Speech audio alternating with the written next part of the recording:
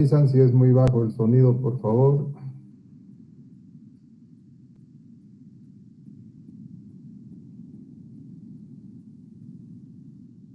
Bien. Bueno, van a disculpar en principio por el horario retrasado media horita, pero trataré de compensar en la exposición de la clase ya. Estamos en una actividad y bueno, eso me complicó el tema de tiempo.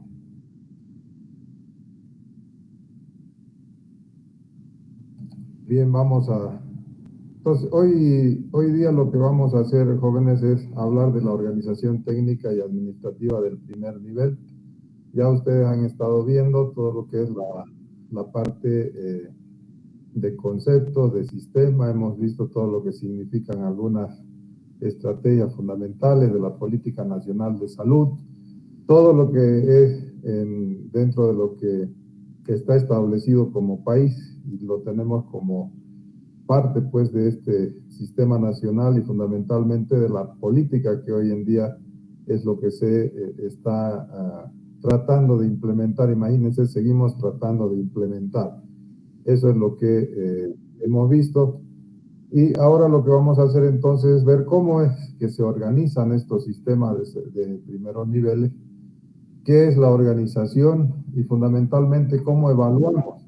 Siempre que ustedes, nosotros y todo el personal de salud llega a un servicio, es importante tener idea, tener un diagnóstico. La pregunta es cómo hacemos ese diagnóstico, cómo llegamos a establecer una serie de información para tener una idea de lo que significan los servicios de salud. Bien, yo me voy a ayudar con una presentación para que podamos ir viendo este tema de los conceptos que son importantes tenerlos con ustedes. Recordarles que el primer nivel tiene varias funciones dentro de un sistema de salud. Una de las funciones básicas es esto que se llama la puerta de entrada al sistema.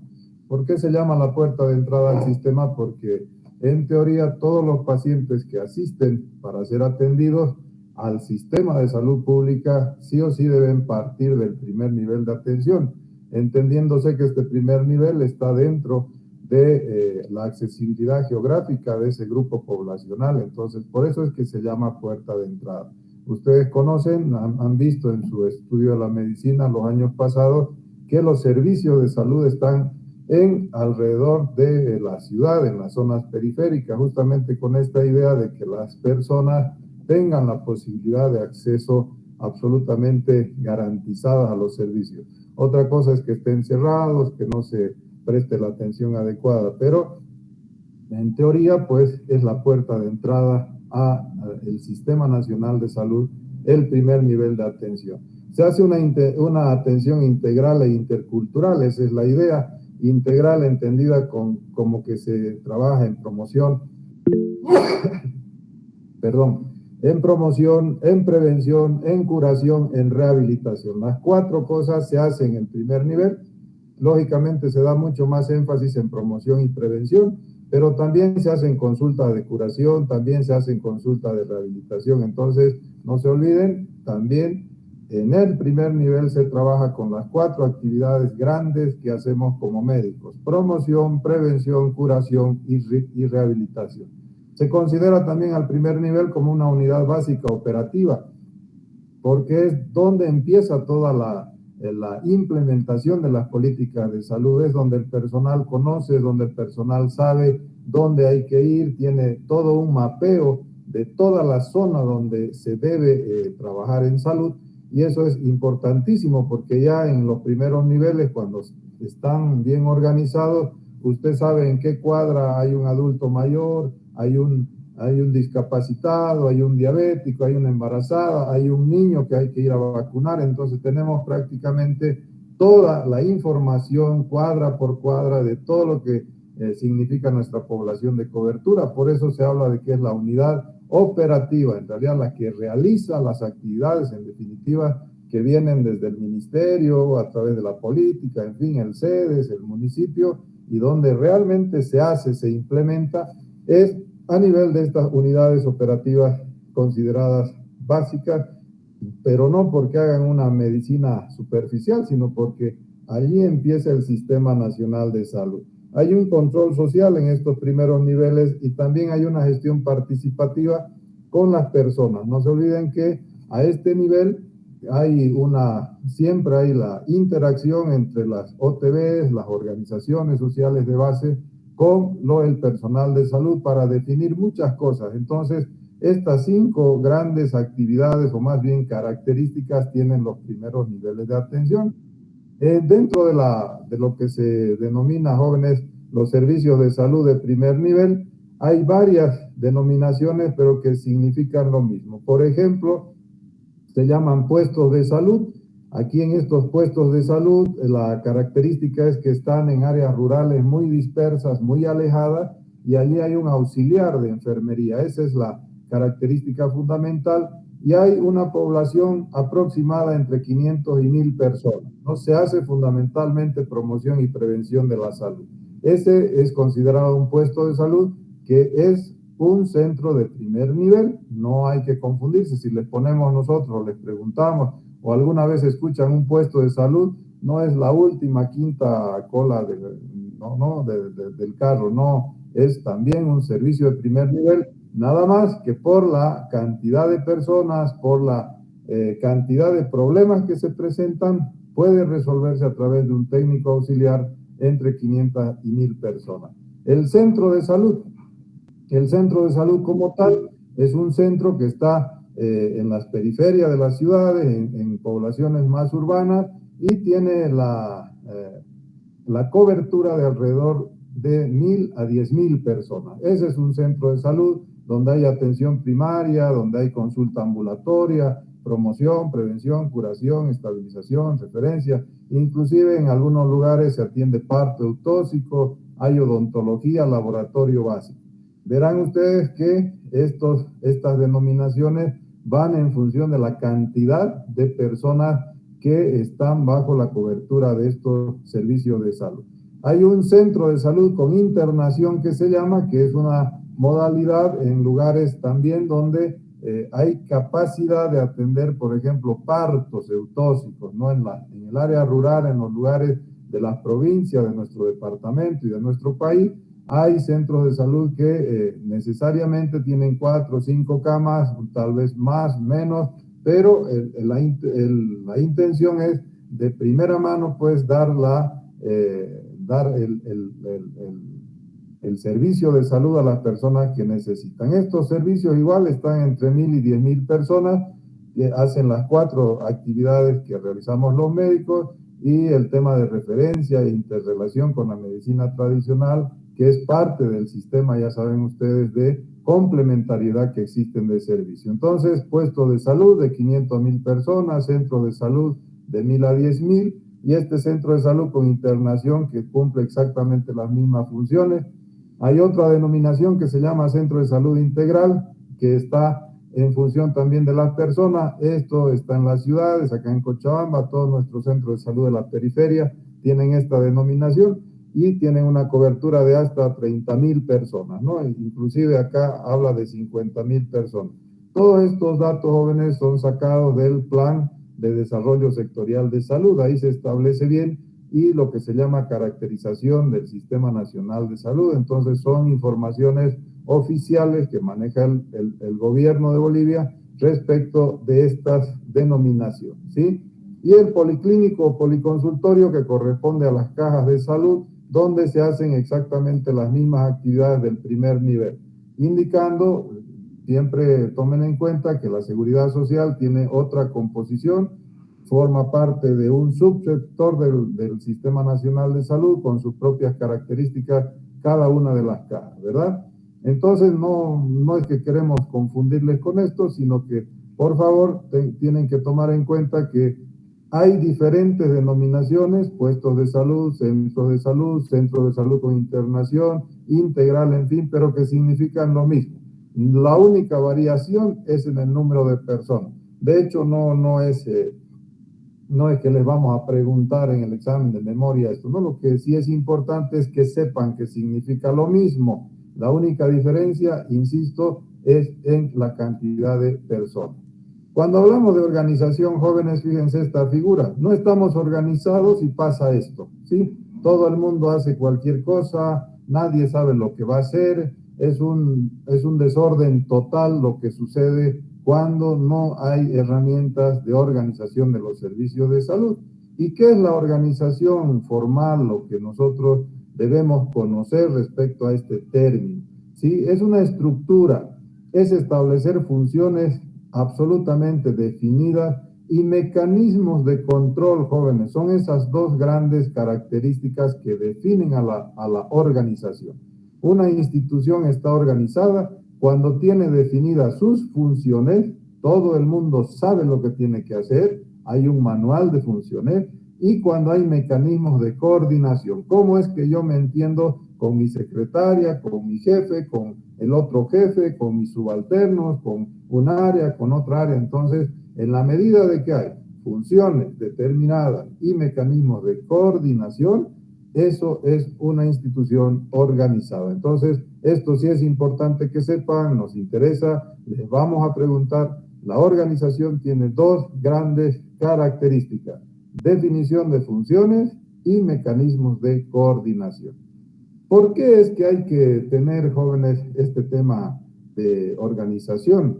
Porque dentro del hospital o más bien de un centro de salud, como de cualquier institución de salud, hay muchas cosas que intervienen. Fíjense ustedes, tecnología, el tamaño, la cantidad de población, la ubicación geográfica, cultural, qué sé yo, el tema de la estructuración del Estado en cuanto a sus poderes políticos, la estrategia, el medio ambiente, en fin, y todo esto pues tiene que ver con lo que nosotros deberíamos tomar en cuenta en un diseño organizativo, ¿no? Para establecer las funciones tenemos que tomar en cuenta todas estas cosas. Entonces, tiene que ver, cuando hablamos de organización, con una formalización. Hay que escribir. No basta decir ustedes hacen esto, esto, esto. Tienen que saber todos quienes forman parte de un equipo de salud, de un centro de salud, sus funciones. Hay que tener una preparación, hay que explicarles, hay que hacerles una capacitación en función de que por qué y para qué es que están desarrollando ese tipo de función. Y de ahí pueden ustedes organizar en departamentos, en áreas, en sectores, en equipos. Hay muchas formas, ya vamos a ver algunas, pero el interés es que entiendan de que cuando se determinan funciones, siempre hay que tomar en cuenta muchísimos aspectos que son importantes dentro de lo que significa la organización de un servicio de salud, ¿sí? Fíjense, hay varios principios que hacen a la organización.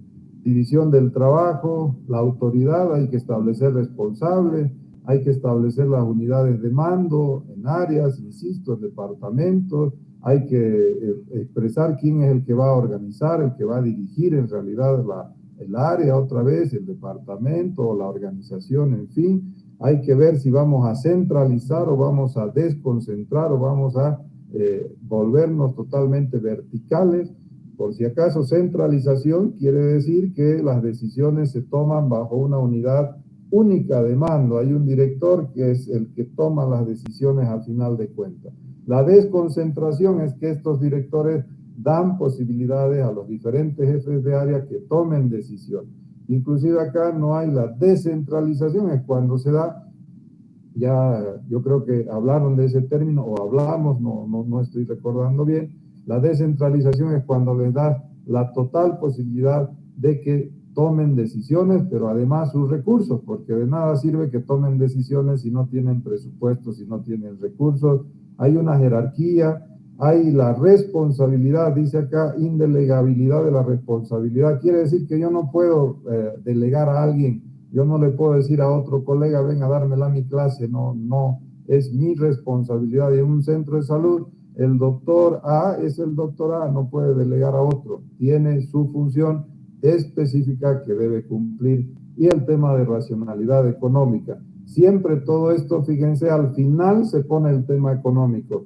Esto es importante, yo siempre les recomiendo a ustedes que ya van a ser colegas, no es lo primero la parte de plata, ¿no? A nosotros cualquier cosa es ¿cuánto cuesta? Ah, no, decimos. Inmediatamente es el eslabón número uno que no es vencible para muchas cosas y no está bien. ¿Por qué? Porque primero hay que pensar qué vamos a hacer, qué posibilidades hay. Siempre hay alternativas, jóvenes. Y al final es que nos debe preocupar el tema de plata. ¿No es? Lo mismo para su especialidad que tienen ustedes pensado hacer, pero yo no tengo plata, dice. Sí, pero te puedes prestar, puedes trabajar, puedes sacar un préstamo, no sé, puedes hipotecar, puedes, alguien te puede ayudar, te puede casar y tu esposa te ayuda, no sé. Es una broma, por cierto, pero bueno, hay posibilidades. Lo que trato de transmitirles es que no es la primera situación de obstáculo y ya está. Como no hay plata, no hacemos nada, ¿no? Eso es importante. Y en organización de cualquier empresa, institución, inclusive de nuestra vida, nosotros tenemos que tomar en cuenta una serie de factores. En este caso son estos los principios de la organización. Entonces, para recordarles que hay tareas que hay que definir, hay personas que hacen estas tareas y hay estas flechas en este gráfico que mencionan a lo que yo me refiero como mecanismos de coordinación. ¿Cómo va de aquí a acá? En tecnología hay circulares, hay manuales, hay una serie de memorándum. ¿Cómo funcionamos? Eso tiene que ver con la organización. Entonces, fíjense por qué es importante la organización en un centro de salud y en un hospital y en una casa, en lo que fuera, porque hay muchas actividades que se desarrollan. Y en salud con mayor razón. Hay compras, hay recursos humanos, hay producción de servicios, hay control de gestión, hay el tema de la información, de la publicidad, del marketing famoso, hay el tema comercial, si yo quiero vender, comprar servicios, todo esto tiene que tener un tema administrativo para el control y el buen uso de las finanzas. La idea acá, jóvenes, otra vez, no es preguntarles todas estas cosas, sino que ustedes entiendan que cuando se habla de organización es porque las actividades que se hacen son variadas. Imagínense esto en un hospital, pues se multiplica por 100, yo diría, y es cada área es re importante y se van convirtiendo en ejes sumamente difíciles a veces de llevar adelante. ¿Por qué? Porque tenemos esta necesidad de hacer, pues sin administración nuestro hospital no funciona. Sí, sin, qué sé yo, sin la administración, el cirujano no va a tener el mejor hilo para que haga su cirugía.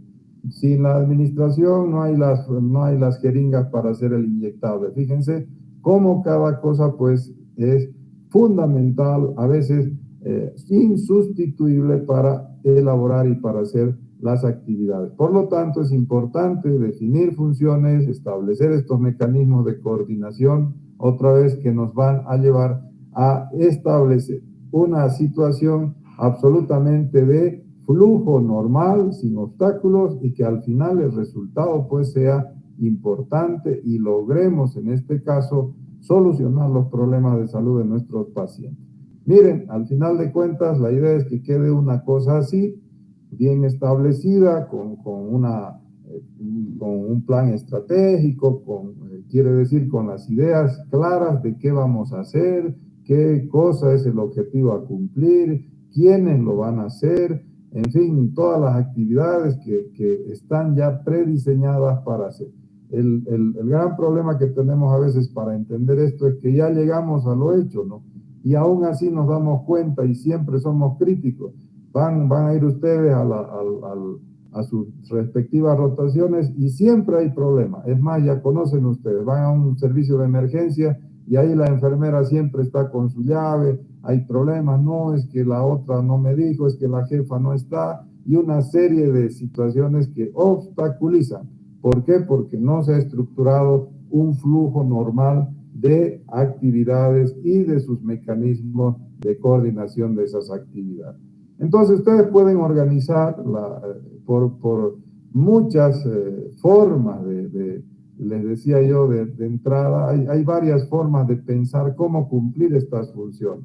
Puede ser por productos, puede ser por funciones, puede ser por área geográfica, puede ser en función de la clientela, puede ser por procesos, en fin. Tampoco es el interés que ustedes salgan expertos en estas cosas, Lo único que se pretende es que cuando vayan, por ejemplo, a una sala de hospitalización, siempre van a ver la primera estructura organizativa es de sexo, ¿verdad? Acá hombres, allá mujeres. Es también por edad, allá niños, acá adolescentes y más allá adultos. Es también por especialidad, acá gastroenterología, acá neonatología, allá medicina interna, más allá ginecobstetricia, en fin. Se van construyendo, se van organizando en base justamente a las actividades o funciones que nosotros queremos. Pero hay muchísimas formas, no hay una receta, jóvenes. Otra vez, el interés fundamental es que cuando ustedes vayan, estén en un servicio de salud, vean en un primer momento de observación cómo es que está estructurado el tema, ¿verdad? Y ahí se van a dar cuenta, por alguna razón han hecho una distribución por pisos, por salas, por edades, por patologías, pues no, eso así funciona y todos los hospitales no son uniformes, ¿sí? No son uniformes, porque se organiza, insisto, en base a las necesidades y características de cada institución. ¿Cómo se expresa esta organización? ¿Cómo es que yo voy y me entero y digo, caramba, mira, así habían estado organizados? Se hacen unos gráficos, se llaman organigramas, ¿sí? Donde ustedes van a las instituciones y ven un organigrama, significa que esa institución está medianamente, vamos a decir, organizada, porque te está mostrando en un gráfico cómo es la estructura de funciones, las jerarquías, ¿sí? Las relaciones que tienen cada una de estas personas, el flujo que sigue cada situación, cada área, en fin. Entonces, las estructuras organizativas se expresan a través de los organigramas. ¿Qué tienen? ¿Qué información nosotros vemos en los organigramas? La división de funciones, por ejemplo, los niveles jerárquicos, las líneas de autoridad y responsabilidad, quiénes son los superiores, quién es el staff, quiénes son el personal de diferentes actividades a nivel de staff, en fin, los canales de comunicación, la naturaleza lineal, estructurada, horizontal, vertical.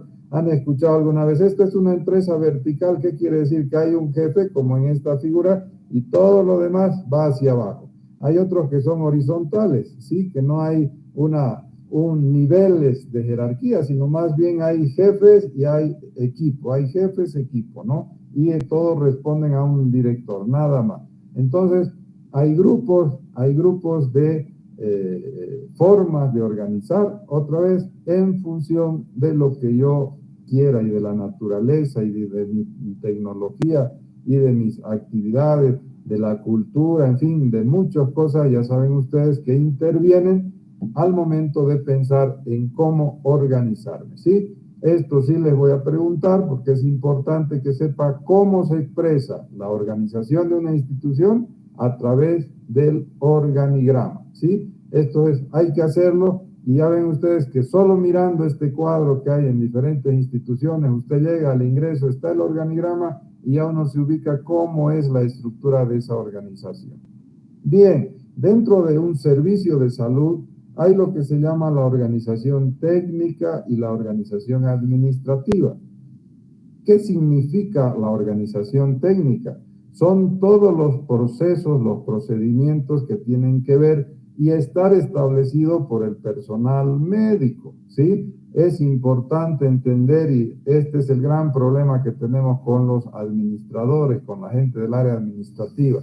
Cuando usted tiene administradores, ellos quieren definir qué compran, qué hacen, en fin, y se vuelven algunos hasta quieren ser médicos, quieren entrarse a discutir pues la cirugía, por qué ha utilizado este hilo y no este otro, ¿no? Es increíble cómo hay este tipo de confrontación cuando debería más bien ser apoyo. Entonces la parte técnica es fundamental.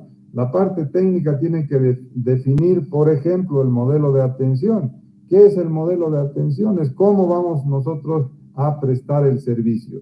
Vamos a hacer a través de una estructuración con un enfoque estrictamente biologicista. ¿Qué quiere decir? Dedicarnos al paciente 100% y olvidarnos de su familia. Vamos a hacer un enfoque de atención familiar, vamos a hacer un enfoque como tiene la Caja Nacional de Salud, por ejemplo, a cada médico le asignan un número de familias, conocen a los que han votado por ahí, en fin. Esa parte la tiene que definir la parte médica, técnica, los salubristas, los administradores de salud, ¿de acuerdo? El tema de qué servicios vamos a ofertar, qué personal necesitamos para trabajar en salud, qué equipos e insumos, qué medicamentos debemos tener en nuestras farmacias, qué sistema de información y supervisión debe existir, la calidad, ya vamos a llevar unas clases de calidad, qué tenemos que tomar en cuenta para prestar una atención de calidad, quiénes van a planificar qué hacemos este año, el siguiente año, en 5 años, somos los médicos. A eso se llama la organización técnica médica, debería decir aquí más, ¿no? ¿Quiénes definimos? Lógicamente, en cada una de las áreas, si es el área quirúrgica, no la voy a definir yo como salubrista, tendré que coordinar con el cirujano, con el jefe del área quirúrgica. Si es en este caso un servicio de salud, tendré pues que hablar con el médico general, con las enfermeras, que son las que conocen, y ellas me dirán, mire doctor, tenemos que trabajar de esta manera, hay que hacer estas campañas, hay que ir a estos lugares, hay que escoger estos temas. Todo eso, jóvenes, tiene que ver con la parte técnica. La parte administrativa es importante, pero ellos son un apoyo, son la parte que nos da el sustento de funciones, de horarios, de infraestructura, de accesibilidad. Yo como médico no me voy a poner a contratar empresas para que incrementen o para que pinten mi servicio de salud, por ejemplo. Puedo opinar, pero eso amerita toda una serie de pasos administrativos, contratación, contratos y no sé qué del tema legal, y son los administradores los que se tienen que dedicar. Yo lo que tengo que hacer es dar mis listas, mi opinión respecto a qué equipos, insumos, actividades voy a hacer, y estos señores se verán pues el tema de adquisiciones, de establecer todo lo que es la parte de tesorería, la parte de caja chica, los presupuestos, los costos materiales, el sistema, en fin, inventarios. Fíjense que sin esto no funcionamos. Aquí la idea es que ambas cosas se complementen, y de esa manera es que vamos a entender primero cómo es que se organiza, se estructura nuestro servicio de salud, y por último vamos a también a entender y garantizar, más que entender, el resultado, que es la atención médica. El doctor viene a su consultorio, está su escritorio, su computadora, sus equipos de curación, su estetoscopio, sus implementos básicos para atender. Para que eso esté así, hay toda esta parte administrativa que es la que se encarga de que existan todas las herramientas de trabajo de los profesionales médicos, no solo de los médicos, de la nutricionista, de la trabajadora social, de todo el mundo. ¿Se dan cuenta? Entonces, es fundamental definir funciones y establecer mecanismos de coordinación que puedan garantizar la actividad que hacemos como médicos. Y luego tenemos la evaluación, jóvenes. ¿Cuál es el objetivo? ¿Cuáles son los objetivos de evaluar? Yo les decía, uno llega a un servicio de salud, ¿y por dónde empiezo? Ustedes van a ir, muchos van a conocer servicios de salud. No necesitan hacer todo un estudio para ubicarse. Es importante, por ejemplo, saber el tema de idoneidad, de eficacia, de eficiencia. ¿Cómo están trabajando estos señores? ¿Cómo es que toman decisiones? ¿Cómo es que han organizado así? ¿Por qué aquí? ¿Por qué alejado del laboratorio cuando según nosotros debería estar más allá? ¿Por qué la emergencia en este sector cuando la emergencia debería estar en otro sector? No sé, pero son circunstancias que con solo observar nosotros ya podemos emitir cierto tipo de criterio. Y en general, el objetivo que tiene evaluar un servicio de salud, pues es tomar decisiones. ¿Sí? No se olviden, uno evalúa para tomar decisión, no es para, si a ustedes les vamos a tomar examen, no crean que con el promedio que se sacaron ya está bien todo y adelante al otro examen. El doctor Illanes conmigo nos sentamos a ver qué ha pasado, por qué, cuánto de aprovechamiento han hecho ustedes, en fin, ¿para qué? Para mejorar, para cambiar o para decidir. Miren, es una pérdida de tiempo, ya no pasamos esta cuestión, pasaremos a otra cosa, ¿no ves? es importante entender que el objetivo principal de la evaluación es tomar decisión, ¿sí? Y lógicamente, si tomas decisiones, esas decisiones son prospectivas, es que en el futuro, ¿qué cosa es lo que vamos a hacer? Y ahí hay tipos de evaluación, puede ser una evaluación al empezar, ex ante se llama, ¿sí? Para un diagnóstico situacional, para ver cómo estamos y con la finalidad de tomar decisiones futuras. Durante es un acompañamiento, se llama monitoreo, vamos viendo todo lo que hemos planificado que se cumpla. Y después vamos a ver resultados, vamos a ver si lo que propusimos, lo que nos planificamos, pues se cumplió o no se cumplió. En general, jóvenes, esto es lo que queremos que ustedes sí lo capten, aprendan. Cuando se les pida evaluar, siempre hay un modelo que es el más sencillo y que lo seguimos replicando con ustedes y seguirá porque no hay otro más sencillo, ¿sí? La idea no es que ustedes sean administradores, sino que tengan herramientas para poder opinar y para poder generar información de evaluación de un servicio de primer nivel. Yo tengo este modelo que es que siempre lo presentamos, no es mío, por cierto, es del doctor Avedis Donavedian, un médico salubrista americano, que hace más de 70 años estructuró y dijo, bueno, tenemos que saber y tener información de las estructuras, de los procesos y de los resultados. ¿Qué significa estructura? Es todos los servicios, material, equipos, insumos que necesitamos para trabajar. Sí, estructura, a nosotros en el área médica se nos viene anatomía, ¿no? ¿Cuál es la estructura anatómica? Son los tejidos, son todo lo que son órganos, en fin, esa es la estructura, ¿verdad? Y cuando hablamos de proceso, son los pasos, son las actividades que nosotros realizamos dentro de un servicio de salud. Y el resultado es lo que sale, es lo que tenemos como última información de lo que sucedió, de lo que hicimos, ¿sí? Eso es importante entenderlo. Entonces, una forma muy sencilla de evaluar es establecer estos tipos de indicadores de estructura, de procesos y de resultados. Entonces, la evaluación, una vez se ha estructurado, tiene ciertas características. ¿Qué queremos nosotros hacer? Queremos en un tiempo determinado tener información sistemática, objetiva, selectiva. Queremos saber el impacto, quiere decir qué cambio hemos logrado con lo que hemos hecho. Ese impacto es mucho más que resultado. El resultado son 100 consultas este año, pero el impacto va a ser de las 100 consultas, 40 han vuelto y han cambiado su esquema familiar de alimentación, por ejemplo. Ese es impacto, ¿no? El resultado son 100 evaluaciones, pero de esas 100, 40 han cambiado su forma de alimentación. Ese es el impacto, ¿sí? Mide más allá del resultado y se conoce como características de la evaluación. El personal de salud, jóvenes, si queremos nosotros evaluar qué competencias debe tener el personal de salud, este cuadro sirve para ustedes mismos, ¿no? Para que se autoevalúen.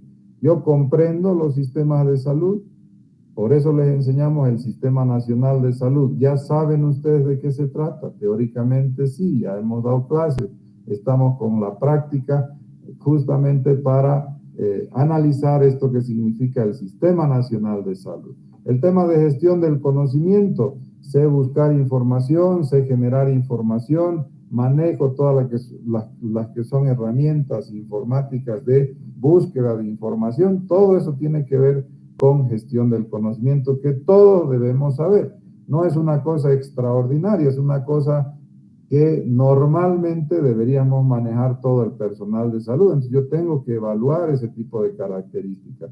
Comunicación y educación, en resumen, promoción de la salud. Yo estoy capacitado para generar comunicación, para educar a las personas. ¿En qué estoy capacitado? Mañana puedo decir, por ejemplo, yo voy a capacitar sobre hábitos saludables. ¿Y qué son esos hábitos saludables? ¿En qué les voy a capacitar? ¿En qué les voy a educar? tengo esas competencias para saber definir qué actividades concretas voy a hacer y eso me va a generar comunicación y me va a generar educación, puedo yo y debo evaluar en mi personal de salud esas características. Sé tomar decisiones.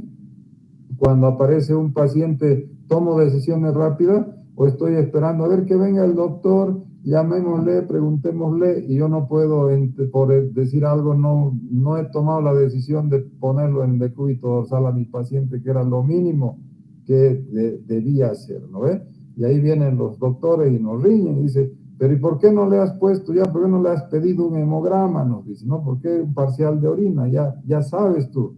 Entonces eso es tomar decisiones. Y yo necesariamente, cuando trato de mi personal, debo evaluar ese tipo de cosas, porque estás en la emergencia, ya eres interno, ya vas a ser doctor, entonces no puedes seguir esperando en algunas cosas grandes que te venga el residente o que venga el médico de turno y te diga. Es más, tú debes sugerir, ¿no? Diríamos, sugiere usted la toma de decisiones en muchos aspectos y ustedes teóricamente están capacitados para ese tipo de cosas.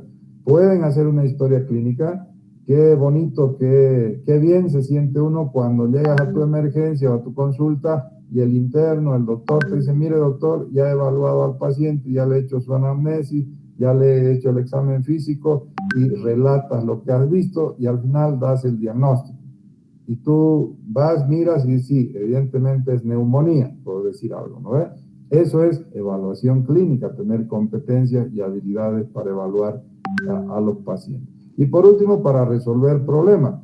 Hay un tumulto de gente que quiere ser atendida. Bueno, tú como interno sales y pones orden, pues, empezando por la organización de la atención. Fíjense ustedes, si hay una emergencia y ahí hay 4 o 5 personas y todo el mundo está opinando, tú pones orden.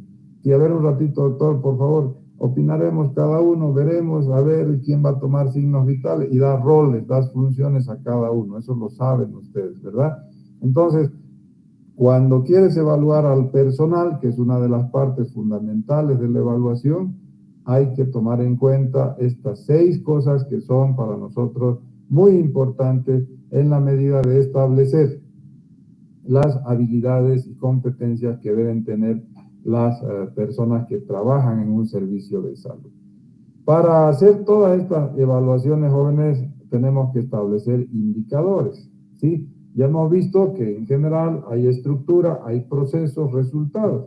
Entonces tenemos que establecer indicadores. ¿Qué es un indicador? Ya saben ustedes, el año pasado en epidemiología han llevado, ¿no? Es una cifra, es un dato que resulta en función de lo que yo quiero medir, de lo que yo quiero saber, la información, obtener esa información. ¿Para qué sirve el indicador? Y vuelvo al inicio, hay por lo menos 4 tipos de indicadores, ustedes se acuerdan ya, hay el número exacto, en fin, el dato que sabemos, pues que es un número, una cifra, hay la tasa, hay la razón y hay la proporción. La tasa, cuando el denominador es parte del, o el numerador, perdón, es parte del denominador. La razón, cuando es otra fracción, pero cuando el denominador no tiene relación con el numerador, es para comparar. El porcentaje o la proporción es dividirlo siempre entre 100 para que nos dé porcentaje. Y el dato, que es un número, ¿verdad? ¿Para qué yo obtengo estos indicadores? Estos indicadores, por cierto, hay muchos libros, muchos modelos, pero no es que vas a agarrar del libro y lo vas a implementar o lo vas a tomar para ti. Tú ves, tú escoges, tú lo puedes cambiar. En realidad el indicador, quien lo construye es el investigador, es en función de lo que tú quieras medir. A veces hay una idea que no hay en ningún libro y por eso no es que lo vas a implementar, pues lo implementas porque para ti es importante el establecer este tipo de información, ¿verdad? Entonces, para comparar entre establecimientos, gerencia de red, municipios, departamentos, para eso me sirven los indicadores. Una de las grandes ventajas, la comparación, para estandarizar las necesidades. Quiere decir, todos los médicos van a atender cada 15 minutos un paciente, por lo tanto, en una hora 4 pacientes por médico. Listo. Eso se llama estandarizar. Para verificar resultados, si es que se ha cumplido lo que hemos propuesto o no, para la orientación otra vez en tomar decisiones, que es quizás la ventaja o la situación más importante de generar indicadores, y para este tema de la información. Todos nos manejamos en base a información. Si no generamos información, es difícil trabajar, es difícil tomar decisiones, ¿verdad? Por eso es que tenemos que estar siempre en esta idea de generar indicadores. Bueno, hay muchos ejemplos de indicadores, nosotros vamos a darles nomás, seguramente les vamos a preguntar algunos indicadores para que ustedes nos pongan si es de estructura, si es de proceso, si es de resultado. Por ejemplo, este que es un indicador que todo el mundo lo utiliza, la tasa de utilización, y que lo tienen y van a hacer alguna práctica de eso. ¿Qué significa la tasa de utilización? El número de consultas de la gente que viene en un determinado sector a consultar nuestros servicios, ¿no? Yo quiero saber de mis 10.000 personas de mi centro de salud con internación, ¿cuántas consultas hice este año? Entonces he hecho 5.000 consultas. Ah, caramba, ¿eso es bueno, es malo? Quiere decir que la mitad de mi gente vino a mi centro. Estoy ahí, estoy en el límite. Lo ideal es que la mayoría o más del 50% pues vengan, ¿no ve? Porque de lo contrario significa de que yo no estoy haciendo un buen trabajo y de que esas personas de ese sector se están yendo a otro lugar a ser atendidos. Sirve, imagínense, para comparar.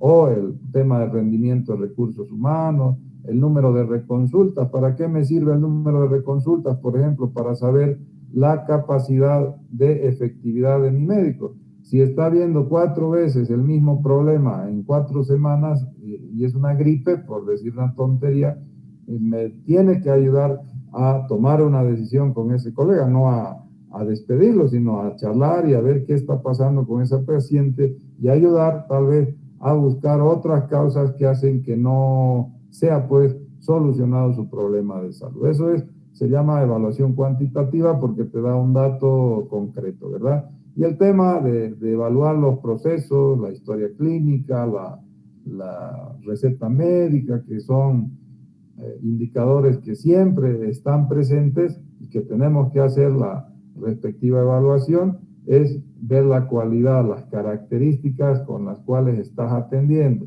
cómo está hasta la letra, ¿no? Tienen buena letra, ha entendido el paciente, hay satisfacción de parte del paciente por la atención que has hecho. Todas esas situaciones tienen que ver con evaluación de cualidades de tu atención, de calidad de la atención que estás trabajando. Hay más, aquí les hablaba de esta tasa de utilización, por ejemplo, consultas nuevas en un año por la población de responsabilidad, por la población de cobertura, y el resultado es de 0 a 1, de 0 a 3, es baja utilización. Esto es de 0 a 5 se contabiliza y bueno, el número ustedes le ponen normalmente es hasta 1, ¿verdad? Se habla de 0 porque nunca vas a sobrepasar, siempre vas a tener menor que 1, ¿no? Si tengo 10.000 personas bajo mi responsabilidad, difícilmente voy a hacer 10.000 consultas, ¿no? Tendría que, ahí me dan el premio al mejor médico, en fin. Es muy difícil que toda la gente pues hubiera ido una vez al año. No es imposible, pero es difícil.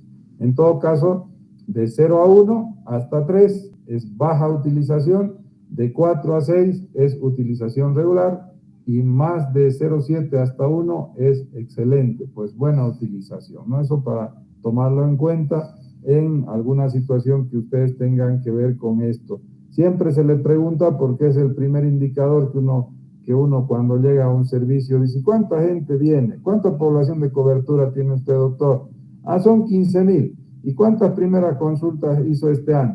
Ya está el problema, ¿no? Entonces, ahí ya sabemos cuánta gente vino por primera vez a mi centro. Si es menos de 0,3, significa de que o no conocen, o están desconfiando, o mi centro está cerrado. Nos permite hacer una serie de especulaciones respecto de qué puede estar pasando con ese centro de salud. Indicadores de estructura. Decíamos que la estructura son todos los elementos que nos ayudan a cumplir nuestra función. Por ejemplo, número de consultorios, número de camas instaladas por servicio, ingresos hospitalarios, el número de médicos, los recursos físicos, el presupuesto, el número de enfermeras. Como verán, todo esto es un número concreto, preciso. Acá son 10, por el número de consultorios, 20, listo, no hay dónde perderse, es un número nada más. Camas instaladas, 10 camas, 100 camas, en fin, es un número nada más, esa es la estructura. Número de profesionales, 60, listo, es así de concreto son los indicadores que evalúan la estructura. Los procesos, ¿cómo evaluamos los procesos? Es el tema de calidad. Esto implica una serie de otros parámetros que tienen que tomarse en cuenta. Por ejemplo, la relación clínica y diagnóstica. Tendríamos o debemos revisar, no sé, una muestra de historia clínica para ver que si la enfermedad actual coincide con los diagnósticos. A veces describen dolor abdominal y el diagnóstico es faringitis aguda, por decir algo. No tiene relación. Y si hay eso, significa de que no estamos haciendo una buena evaluación clínica. Los auditores médicos se dedican a eso. Entonces ven procesos, ven la parte cualitativa, ven la parte de eficacia, de efectividad en la elaboración de la historia clínica, que al final te da un diagnóstico, y si el diagnóstico pues corresponde, el tratamiento lógicamente va a ser bueno. Si hay diferencias, no vas a poder tener buenos resultados, ¿sí? ¿Cómo evalúas tu historia clínica? ¿Cómo la elaboras? ¿Está completa? ¿No tiene firmas? ¿Tiene firmas? ¿Se anotó las evoluciones clínicas? En fin, todo ese tipo de cosas tiene que ver con procesos. Y los resultados, aquí pueden ser tasas, pueden ser razones, pueden ser proporciones. Por ejemplo, acá cuántas camas se ocuparon en un tiempo determinado, eso es un resultado. En este mes el porcentaje de 20 camas, solamente 11 se ocuparon. Te da un porcentaje. Divides la cantidad de pacientes sobre el número de camas y ya tienes, y lo multiplicas por 100, ese es el porcentaje. La tasa de utilización, ya hemos visto, cuántas altas médicas, cuántas altas solicitadas. Fíjense, este tema de altas, por ejemplo, nos da la idea si estamos solucionando los problemas o si la gente se está yendo por algún problema. Acá en el Hospital Patiño, donde yo trabajo, por ejemplo, una alta solicitada es todo un conflicto. Hay que averiguar por qué diablos se ha ido el papá, qué ha pasado, ¿no es? En otros lugares igual, es un dato totalmente contraproducente de altas solicitadas, pero hay que verlo, por qué diablos es que la gente decide irse de tu servicio de salud. ¿Cuánto tiempo se quedan los pacientes en internación? A veces algunos colegas dicen que se quede para observarlo y más, mañana más, ¿no ves? Y sin sentido. Eso ocasiona un costo, un riesgo, porque el paciente está bien y sin embargo está en un hospital y es muy fácil de que se pueda infectar de otra cosa, ¿no? Vino por neumonía y ahora tiene rotavirus, una locura, ¿verdad? Entonces tenemos que tener en cuenta todos estos datos. Para eso sirven los famosos temas de evaluación, jóvenes, de resultados. Ya número de cirugías para evaluar cuántas cirugías están haciendo, quiénes hacen la cirugía, el tema de listas de espera, otro resultado. Usted viene al hospital y hay una cola del demonio, ¿qué está pasando? ¿Por qué? Y todos esos son resultados. Entonces no se olviden, estructura, proceso, resultado, y ustedes pueden a partir de esta estructuración, ¿sí?, elegir la información que realmente quisieran obtener. El tema del impacto, decíamos, cuando cambias, cuando logras mejorar, cuando realmente hay un cambio de actitud, hay un cambio de salud, hay un cambio laboral, en lo que ustedes quieran, eso es impacto, ¿sí? No es solamente el número, el resultado, no es que saliste bien, sino que además, como estás bien, ahora puedes desempeñar tu tarea de mejor manera y lo estás haciendo mejor que antes, ¿sí? Por ejemplo, las vacunas, las terceras dosis, ese es un indicador de impacto, porque significa de que la gente ha entendido que debe tener el esquema completo de una vacuna en específico. ¿Se dan cuenta? No se ha quedado con la primera dosis, no se ha quedado con la segunda. Lo que nos ha pasado con el COVID, nadie quiere vacunarse la tercera, la cuarta dosis, ya creo que hay hasta quinta. Se han vacunado la primera, muchos, la segunda y hasta ahí llegamos. No hemos logrado el impacto. Seguimos con la sensación de que en cualquier momento puede aparecer y puede haber no sé qué problemas por este grupo de personas que no ha cumplido, no ha llegado a entender de que se necesita por lo menos 3 dosis para una inmunidad buena, en fin, no sé, toda una explicación técnica que se hace de las vacunas, ¿no? Pero es un indicador. O el tema de controles prenatales, el cuarto control, por ejemplo, ese es impacto. Que la gente entienda, las embarazadas, que sí o sí debe venir 1, 2, 3, hasta 4 veces antes del parto, no por su bono Juana Zurduy, sino porque realmente es importante que estén en el médico, que tengan la evaluación médica para detectar cualquier situación de riesgo, ¿verdad? En fin, el tratamiento de tuberculosos es todo un impacto porque ya saben lo difícil que es cumplir por el tiempo y por la cantidad de medicamentos que conlleva el tratamiento de esta enfermedad. Es importante pues que se cumpla con todo el esquema de tratamiento.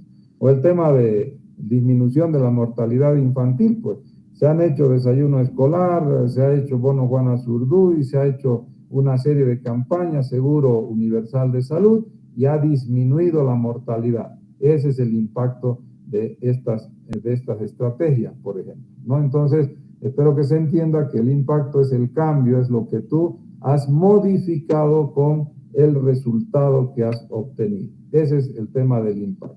¿Qué es el monitoreo y qué es la supervisión? Son dos términos que siempre los escuchamos, ¿verdad? Se monitorea una intervención, dice acá. Se supervisa a un individuo, ¿sí? El monitoreo es acompañar las actividades, joven. ¿Sí? Todos los días vamos viendo que se cumpla lo que se debe hacer. Estás monitorizando. Por eso se llama el monitor cardíaco.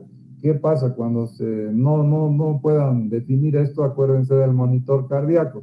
Te pasa todo el día las ondas del electrocardiograma, ¿verdad? Te está midiendo uno a uno los latidos cardíacos. Está acompañando una funcionalidad, en este caso del corazón. Lo mismo pasa en las actividades.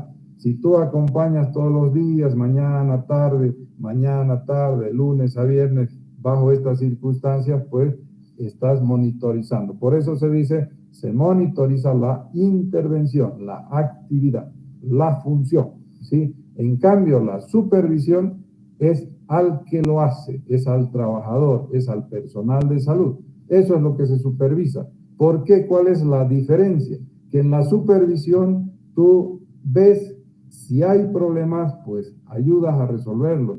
Si ves que es un tema de capacitación, capacitas. Si identificas que falta algún insumo, alguna situación, pues ayudas a que se concrete. Entonces, tiene que ver con eso la diferencia, jóvenes. Por eso no hay que tenerles miedo a la supervisión ni al monitoreo. Te van a supervisar y todo el mundo se pone loco, no, que no vengan, no. Lo que te están queriendo decir es que van a venir y te van a ayudar en la idea de que tú estés cometiendo o no estés haciendo alguna situación de la mejor manera posible. Bien, jóvenes, yo no sé si tienen alguna pregunta de esta clase. Rocío Araceli Moreno, ¿se entendió? Sí, doctor, se entendió. Bueno, entonces, para resumir, mire, nosotros queremos que ustedes sepan qué es la organización. Son dos cosas fundamentales: definición de funciones y mecanismos de coordinación, ¿sí? Dentro de eso hay tipos de organización, por departamentos, por áreas, es en función de varias características, de varias cosas que ayudan a definir cómo tú organizas.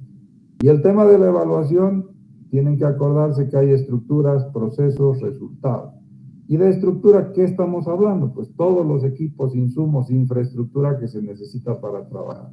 De los procesos, ¿qué estamos hablando? Toda la parte de actividades que hacemos, ¿sí? los pasos, las cosas, cómo se están haciendo, todas las atenciones que hacemos.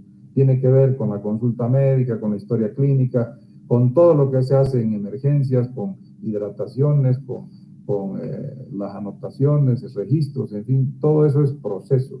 Y resultado es lo que tú obtienes de la estructura y de los procesos. Todo el dato que sale en función de lo que debiste hacer es resultado. Entonces, esta idea es facilito, por eso les decía, es un modelo muy, muy sencillo cuando uno trata de evaluar sistemas de salud, servicios de salud de primeros niveles. Y no se olviden, los nombres, las denominaciones tienen que ver con la cantidad de personas. Puestos de salud de 500 a 1000 personas, áreas rurales muy dispersas. Centros de salud hay en áreas rurales fundamentalmente entre 1000 y 10.000 personas. Centros de salud con internación en áreas rurales igual de 1000 hasta 10.000 personas. Hay algunos lugares que sí implementan por alguna circunstancia 2, 3, 4 camas. Centros de salud integrales hasta en el área de la ciudad, sobre todo hasta 50.000, hasta 30.000, 50.000 personas. A partir de esa cifra, ya vamos a hablar, son hospitales de segundo nivel. Eso será motivo para otra clase. Y los indicadores, bueno, ya se les ha puesto ejemplo en la presentación, que por cierto está ya ahí en el aula virtual, para que ustedes la puedan revisar también y la tengan como referencia para su examen.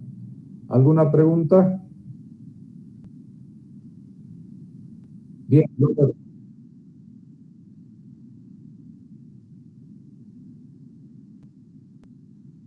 bien, le voy a repetir. La centralización es cuando se toman decisiones desde la parte más alta. Si las decisiones las toma una cúpula, esa es centralización. El país, ahora nuestra Bolivia querida, está centralizada. Todas las decisiones se toman en la Casa Grande del Pueblo, así la han llamado, no arriba. No, tú no puedes tomar ninguna decisión, hay que preguntar al de arriba si está de acuerdo o no. Eso es centralismo, ¿sí? Desconcentración, el otro término, es cuando este jefe me da la posibilidad de que yo tome ciertas decisiones, pero no me da recursos. Te hace creer que tú eres el que manda, pero en realidad no manda. Desconcentración es que tu papá te diga, bueno, anda al cine si quieres, ¿sí? Ah, ya voy al cine, pero ¿me das para la entrada? No, no te doy, no tengo, te dice, ¿no? Entonces, es prácticamente una situación en la cual te exigen que hagas ciertas cosas, pero no te dan la decisión total, que es la descentralización. Cuando hay descentralización, te dan la posibilidad que tomes decisiones, pero también te dan recursos. Entonces son las tres cosas que hay que tenerlas muy claras. Centralización se toman a nivel superior por una cúpula, en este caso nuestro gobierno nacional es el que toma todas las decisiones en el país. Desconcentración es lo que hacen aquí los sedes, solo cumplen algunas funciones del ministerio, no toman muchas decisiones, pues no tienen presupuesto, dependen de aquí arriba, y por eso es que van a escuchar o han escuchado muchas veces, queremos descentralizar. ¿Qué significa descentralizar? Que te den posibilidad de tomar decisiones aquí abajo y también tus recursos. Mira, tenés 1 millón y tú verás lo que haces en función de tus necesidades con ese millón. No es como que tu papá te dé tu parte de tu herencia. Pues mira, hijita Belén, te corresponde $100,000, ahí está, tú verás lo que haces y por favor te pido que puedas desalojar la casa, pues no es. Y ya estás en problemas, te estás descentralizando. Si es que te conviene, por ahí te conviene, muchos dicen y escogen el modelo. Para todo nuestro sector salud sería muy, muy importante, por ejemplo, la descentralización de varias cosas, pero no de todo. El tema del recurso humano, por decir algo que es lo más pesado en cuanto al financiamiento, ese recurso humano necesariamente debería nomás estar a cargo del gobierno. A veces el gobierno, por deslindarse responsabilidades, descentraliza cosas y dice, no, el municipio es el que tiene que hacer, ellos tienen que poner el presupuesto y todo lo demás. De hecho, el Sistema Nacional de Salud, ustedes saben ya, seguramente les dijo el doctor Illanes, y he visto ahí en unas presentaciones, el primer y segundo nivel dependen exclusivamente del municipio. El municipio se tiene que encargar, tiene fondos y tiene decisiones para esos niveles. Pero el tercer nivel es del CEDES. del gobernador, del ministerio, ¿sí? Nada tiene que ver el municipio. Esas son formas de organización y de toma de decisión. Centralización, arriba, desconcentración, de arriba da algunas pautas, pero no da todo, ¿sí? Y descentralización cuando te dan recursos y la decisión que tú veas conveniente la tomas al nivel, a tu nivel sin preguntar a nadie. ¿Está claro, Belén? ¿Alguna otra pregunta? Bien, jóvenes, yo les agradezco y les pido nuevamente bueno, me disculpo con ustedes por el horario, pero hemos llegado a cumplir, creo, de acuerdo a lo que todos los sábados ustedes tienen clase. Tengan buen fin de semana. Ya hasta la siguiente clase. Gracias. Hasta luego, doctor. Gracias. Gracias, doctor. Hasta luego, doctor. Gracias.